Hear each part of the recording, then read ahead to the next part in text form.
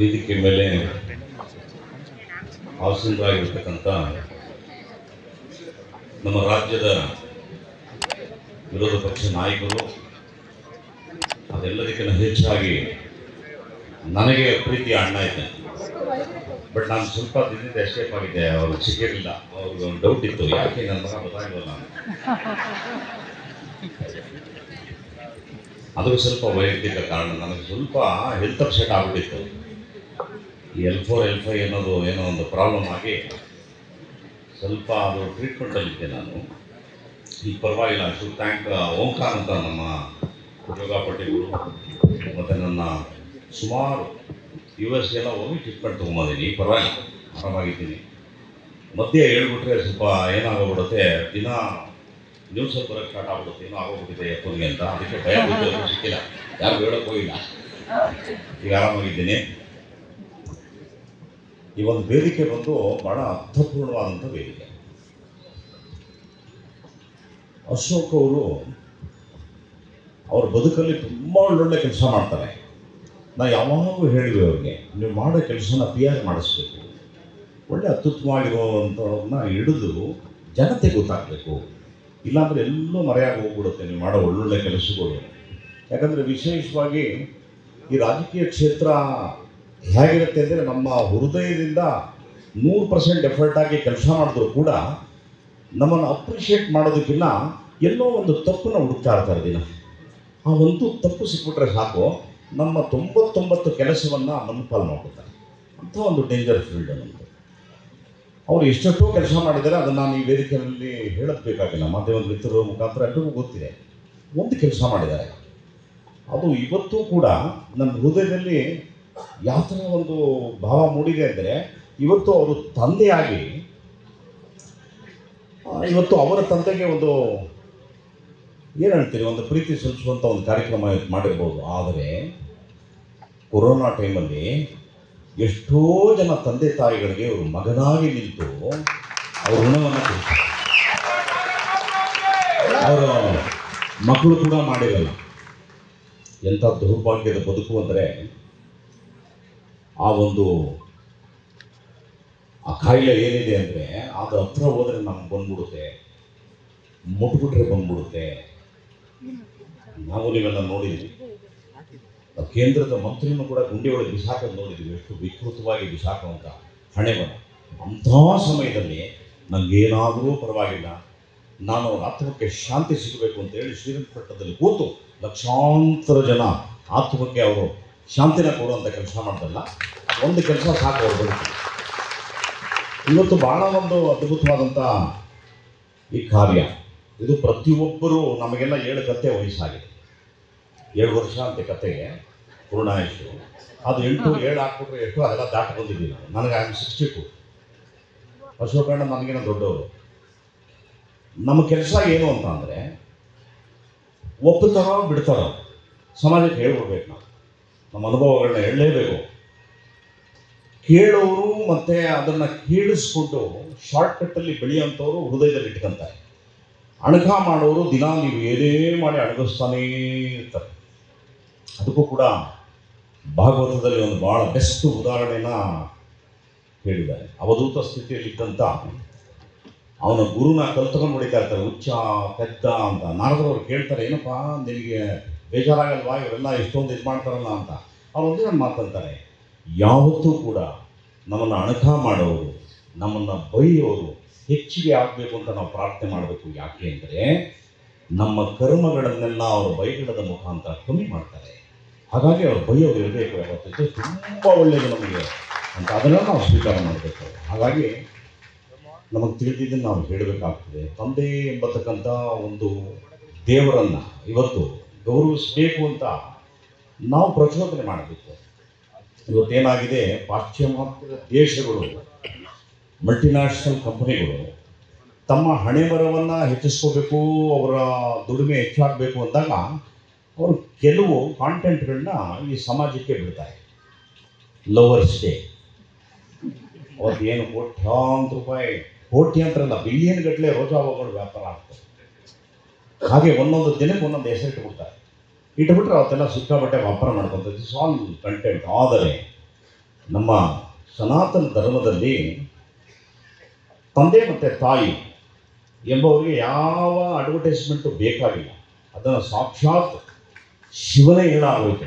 ಜಗತಃ ಪಿತರಂ ಒಂದೇ ಪಾರ್ವತಿ ಪರಮೇಶ್ವರಂ ಅಂತ ಅವನು ಹೇಳಾಗೋಯ್ತು.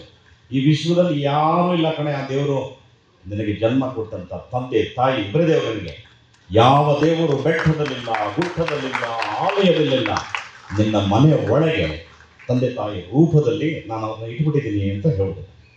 ಇದು ಇವತ್ತಿನ ಮಕ್ಕಳುಗಳು ಬಹಳ ಜವಾಬ್ದಾರಿಯಿಂದ ತಿಳ್ಕೋಬೇಕಾದಂಥ ವಿಷಯ ಇದು ಒಂದೇ.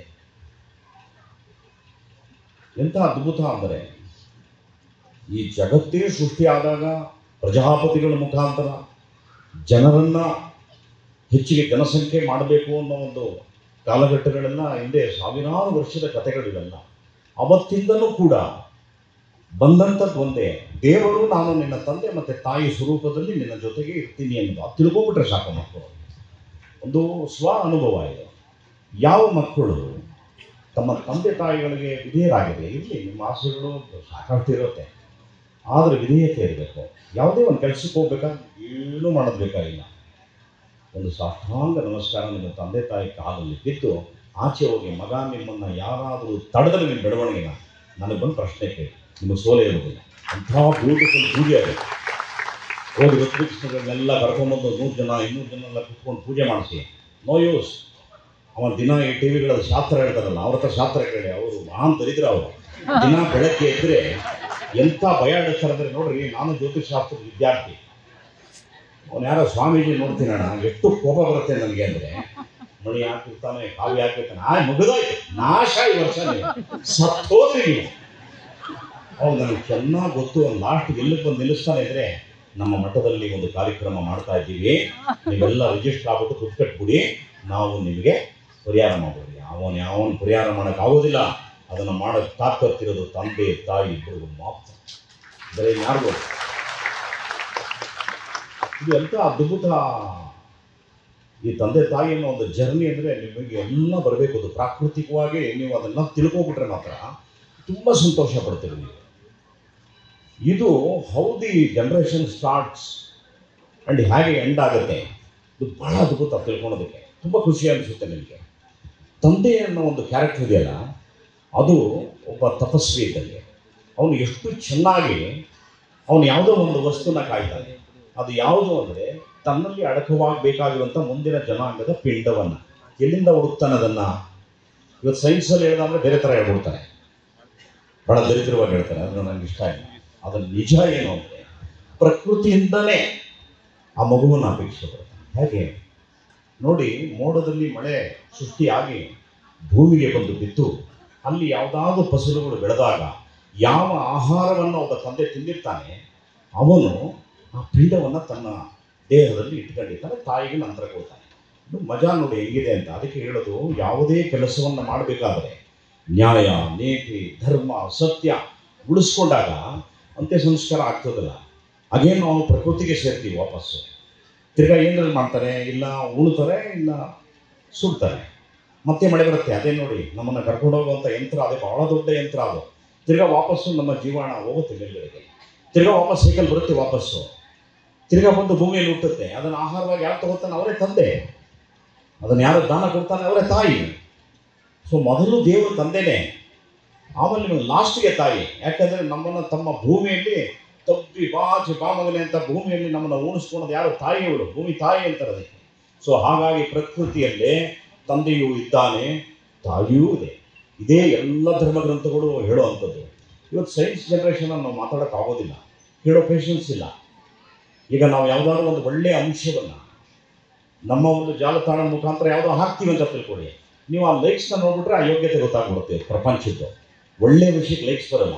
ಯಾವುದಾದ್ರೂ ನಿಂತಿರೋ ಹುಡುಗಿದಾಕಿ ನೋಡ್ದಾದ್ರೆ 20,000 ಲೈಕು, 30,000 ಲೈಕು, 1 ಕೋಟಿ ಲೈಕು ತಗೊಳ್ಳಿ ಹೊಟ್ಟು ಹೋಗ್ತದೆ. ಅಂದರೆ ನಾವು ಎಲ್ಲಿದ್ದೀವಿ ಅಂದರೆ, ನಾವು ಷಡ್ಗುಣದಲ್ಲೇ ಅಡಗ್ಬಿಟ್ಟಿದ್ದೀವಿ. ಕಾಮ, ಕ್ರೋಧ, ಮೋಹ, ಲೋಭ, ಮದ, ಮತ್ಸರ ತುಂಬಿ ಮಜ್ಜನವಾಗ್ಬಿಟ್ಟಿದೆ ನಮ್ಮ ದೇಹ. ಅದನ್ನು ವರ್ಜಿಸೋವರೆಗೂ ನಮ್ಮ ಉದ್ಧಾರವೇ ಇಲ್ಲ. ಅದು ಗೊತ್ತಿಲ್ಲ ಯಾರಿಗೂ, ವರ್ಜಿಸ್ಬೇಕು ಅದನ್ನು. ಯಾಕೆಂದರೆ ಸ್ವ ಅನುಭವ. ನಮಗೇನು ಕಮ್ಮಿ ಅಹಂಕಾರ ಇತ್ತು ಅಂತ ತಿಳ್ಕೊಬೇಡಿ. ಇವತ್ತೇನೋ ಮೈಕ್ ಹಿಡಿದು ಜಗ್ಗಿ ಎಷ್ಟು ಮುಂದೆ ಮಾತಾಡ್ತಾನೆ ಅಂದರೆ, ಅದು ಅನುಭವ ಮಾತಾಡ್ತಿದೆ, ನೋವು ಮಾತಾಡಿಸುತ್ತೆ, ಕಲ್ತಿರೋದು ಮಾತಾಡಿಸುತ್ತೆ. ನಿಮ್ಮಂಥ ತಂದೆ ತಾಯಿಗಳು ಕಲ್ತ್ಕೊಂಡಿದ್ದೀವಿ. ನಮ್ಮ ಗುರುಗಳು ಹೇಳ್ಕೊಟ್ಟಿದ್ದು, ಹೌದು ಇದು ಸತ್ಯ, ಇದು ಅಸತ್ಯ, ಇದು ಸತ್ಯ ಅಸತ್ಯ ತಿಳ್ಕೊಂಡು ನಾನು ಮನುಷ್ಯನಾಗಬೇಕು 40 ವರ್ಷ ಆಯಿತು. ಅಲ್ಲಿವರೆಗೂ ನಮ್ಮ ಗುಣಗಳೇ ರಾಕ್ಷಸ ಗುಣಗಳು. ದಿನ ಎಲ್ಲ ಸ್ನೇಹಿತರ ಜೊತೆ ಕೂತ್ಕೊಂಡು ಕುಡಿ, ಮಾಂಸ ತಿನ್ನು, ಸಿಗರೇಟ್ ಸೇದು, ಏನೋ ಅಲೌಕಿಕ ವಿಚಾರಗಳನ್ನ ಮಾತಾಡು, ಇದೇ ಥರ ಇತ್ತು. ಯಾರು ನನ್ನ ಜನ್ಮಾಂತರದ ಪುಣ್ಯ ಯಾರು ಸಿಕ್ಕೋದು ನನಗೆ. ಅಲ್ಲಿ ನೋಡೋ ಚೆನ್ನಾಗಿದೆ, ಅಲ್ಲಿ ಹೋಗಿ ನೋಡಿದಾಗ ಹಿಂದೆ ತಿರುಗಿ ನೋಡ್ತೀನಿ, ಇದೆಲ್ಲ ಸತ್ಯ, ಅದೇ ಸತ್ಯ ಅಂತ ಅನ್ಸ್ತು. ಬಟ್ ಅದು ಯಾಕಡೆ ಜರ್ನಿ ಸ್ಟಾರ್ಟ್ ಆಗಬೇಕು ಅನ್ನೋದು ಯಾರು ತಪ್ಪಿಸೋಕ್ಕಾಗಲ್ಲ. ಕಿವಿಗಳು ಬಂದಾಗಬೇಕು, ನಾವು ನೋಡೋದೂ ಇಲ್ಲ, ಯಾರು ಬೈದರೂ ಕೇಳಿಸ್ಕೊಳಲ್ಲ. ನಮ್ಮ ಪಾಡಿಗೆ ನಮ್ಮ ಗುರಿ ಅಲ್ಲಿರುತ್ತೆ. ನಾವು ಒಬ್ಬನೇ ಕೂತಿ ಅಂದರೆ ಧ್ಯಾನದಲ್ಲಿರುತ್ತೆ, ನಮ್ಮ ಬೇರೆ ಏನು. ಸ್ನೇಹಿತರೆ, ಬಹಳ ಶ್ರೇಷ್ಠವಾದ ಈ ವೇದಿಕೆಯಲ್ಲಿ ತಂದೆ ತಾಯಿ ಎಂಬತಕ್ಕಂಥ ಅದ್ಭುತ ಶಕ್ತಿಗಳ ಬಗ್ಗೆ ಮಾತಾಡೋದಕ್ಕೆ ಎಲ್ಲ ಮಹನೀಯರು ಮಾತಾಡೋದು.